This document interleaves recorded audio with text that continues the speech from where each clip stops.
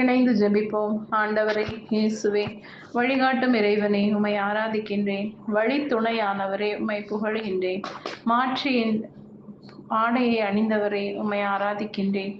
நீயோ எப்ரத்தா எனப்படும் பெத்லஹேமே, யூதாவின் குடும்பங்களுள் மிகச் சிறியதாய் இருக்கின்றாய். ஆயினும் இஸ்ரவேலை என் சார்பாக ஆளப்போகின்றவர் உம்மிடமிருந்து தோன்றுவார். அவர் தோன்றும் வழிமரபோ ஊழி ஊழி காலமாய் உள்ளதாகும் என இஸ்ராயேல் வழிமரபை ஆசீர்வதிப்பதை இந்த இறைவார்த்தையில் வாசிக்கின்றேன். இந்த நாளில் என்னையும் என் குடும்பத்தையும் நிறைவாக ஆசீர்வதியும்.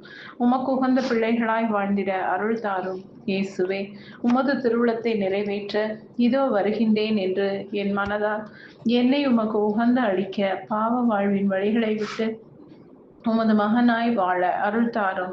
ஆண்டவரே இயேசுவே, இன்றைய நாளில் என் வாழ்வில் உமது தாயும் எனக்கு நீரளித்த என் அன்னை மரியாவின் வழிநடத்தலால் வாழ்ந்திடவும் அவர் வழியாக உம்மை துதித்திடவும் கிருபை கூர்ந்தருளும்.